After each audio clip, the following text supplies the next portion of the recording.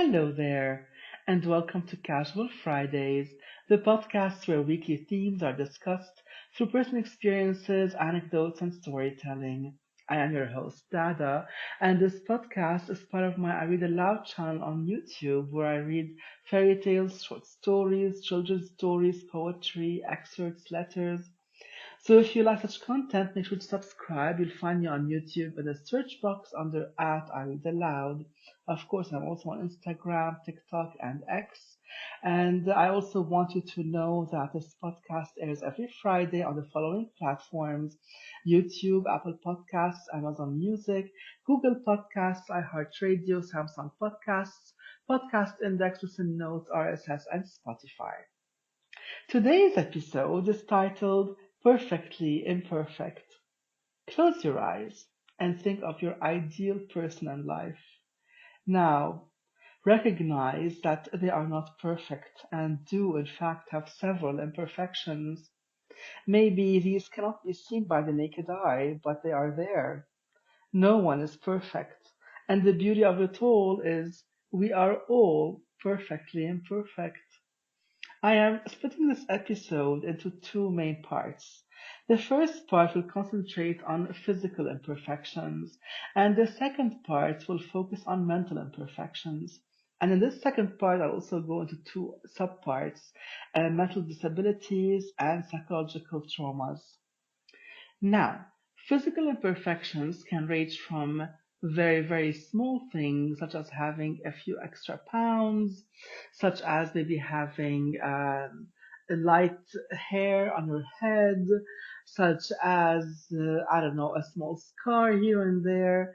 And of course, the physical imperfections can, become more and more until they reach physical disability where people are in wheelchairs, where they might be missing a limb or more, where they could be, for example, visually impaired, and so on and so forth.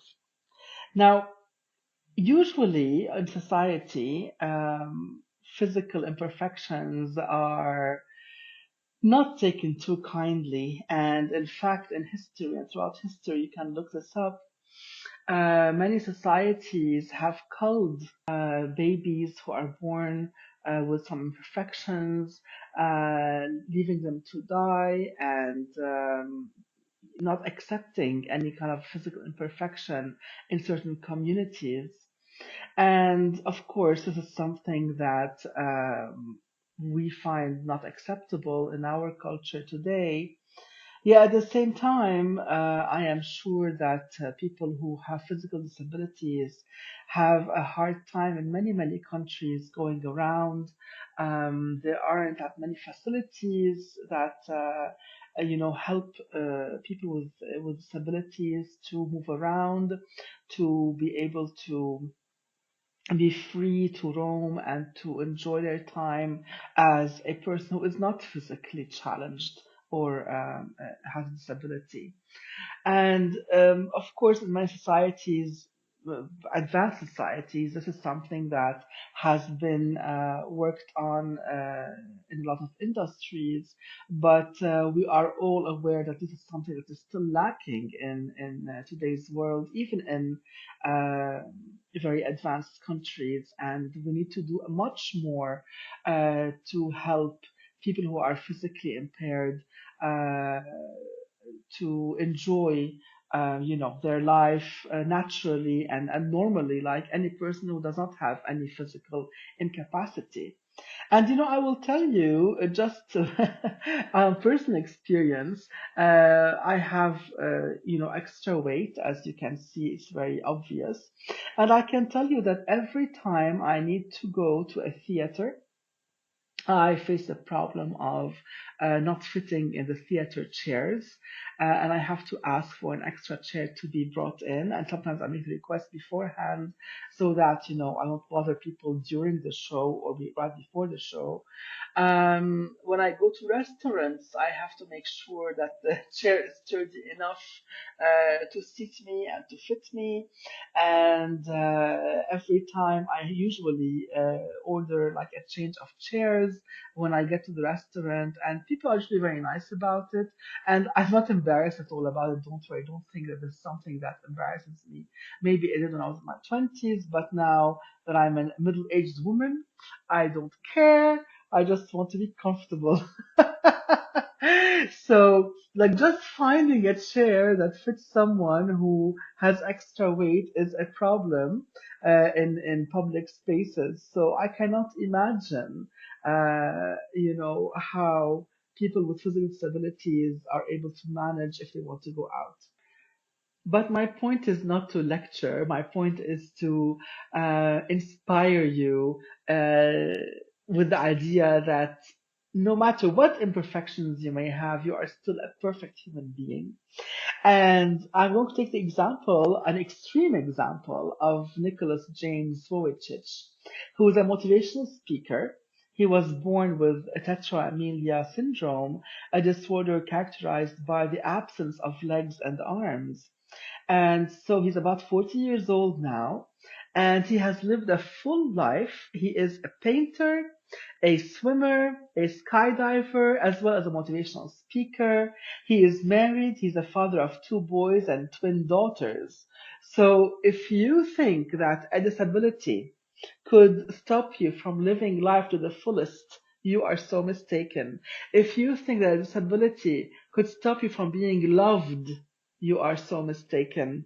This man has only his torso, a very small part of, his legs and arms, and he has inspired billions of people on this planet, to progress spiritually and to progress psychologically, to be inspired into a better life. And so this is what I want you to think about. And so whatever imperfection you might think you have, it has to disappear in this instant because you are perfect no matter what imperfections you think you have. And I'm sure you have heard that there are Paralympic Games. They are like Olympic Games, but for people with physical disabilities. And so imagine all these people who are in the Paralympics, and this is just, of course, a small percentage of people who are disabled, who are actually able to participate in extreme sports. Um, you're talking about participants here who are in wheelchairs, who are amputees, who are visually impaired, or if you don't know what that means, it means it's blind. People with cerebral palsy, intellectual disability, and other disabilities. And all these people participate in games and in competitions, and they have to be in excellent shape, compared to what these games require of them. And if you think these games are maybe easier, for people with disabilities, you are mistaken, because the summer games, and usually these games, the Paralympic games, are divided into bi-yearly games, summer games every 2 years and winter games every other 2 years, so they alternate. And these games include archery, with the bow and arrow. Yeah, the archery, athletics includes races, basketball, bowling, boccia. You have even horseback riding. You have wheelchair fencing. You have wheelchair rugby. You have wheelchair tennis. You have powerlifting. When you lift weights, powerlifting. You have football or soccer, as you know it. Volleyball, sailing. These are the summer games. And then the winter games, you have skiing. You have ice sledge hockey. You have wheelchair curling. So basically, these games require a lot of physical effort, a lot of training. And if people, who have a disability can do this, can achieve such high physical training to compete in Paralympic Games, then whatever you think is an imperfection in you is nothing in comparison, right? So please stop thinking of whatever you have as an imperfection, and believe in yourself and believe that you are a human being who is on this earth to live out a beautiful life. You are here to experience life. You are here to experience whatever senses you have. You are here to experience the beauty of um, just being on this earth, beauty of nature, the beauty of being with other people, of interactions with people, of inspiring others, maybe, of learning beautiful lessons and growing and I don't know. This is how I see it. And I hope that, this part about the physical disability and the physical imperfections has inspired you to um, have more confidence in who you are and to take life by the reins and bite into it like a fresh apple and just enjoy life. And now moving into the second part of this episode, the mental imperfections. And as I said, I will start with mental disabilities and discuss traumas. So also, I don't know if you've heard of this, but also for people with mental disabilities, there is Special Olympics. And it is actually the world's largest sports organization for children and adults with intellectual disabilities. And they provide year round training and activities for about 5 million participants in 172 countries a year. And this is also something that requires a lot of training. And some of these sports require teamwork and not just training for individual sports. There are team sports such as basketball and football or soccer. You have also kayaking, for example, in the summer, and these are team sports. And then you have individual sports such as cycling, horseback riding, figure skating, powerlifting. You also have snowboarding and skiing and swimming and tennis and gymnastics and martial arts. And so it's really a huge gamut of games that people with mental disabilities could train for and participate in. And this brings me to an idea and to something that I've witnessed in parents of people with mentally disabled children. The parents or the guardians have or play a huge role in either motivating the mentally disabled child into achieving uh, the maximum possible in life, or they actually cripple the child completely and they live themselves and the child in a poor me attitude. Also, people with physical disabilities could also go to the extreme of oh poor me attitude and their guardians as well, and they could live, in this depressive state throughout their lives and they don't get out of it. And I hope this episode will inspires anyone with physical disability or mental disability not to spiral into this for me attitude and into this type of negativity in life, but to look up and see so many idols out there, so many people who are living a great life while living with their disability. Now, the second part of this mental disability section is about traumas, because, of course, you don't have to have a very severe mental incapacitation. Traumas in life affect your psyche and your human behavior, and that too is a big part of mental imperfections. And this is the title of this section, the mental imperfection. And so the effect of trauma, whether it is a childhood trauma or any life trauma, has varying effects. It could have dire consequences, such as causing someone to become a serial killer or a public shooter or a mass shooter, for example.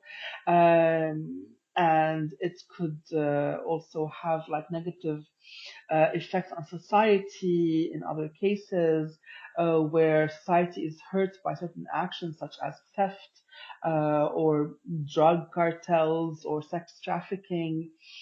And of course, there are lesser effects of trauma where uh, you would just be hurting or causing harm to yourself, maybe physically or psychologically.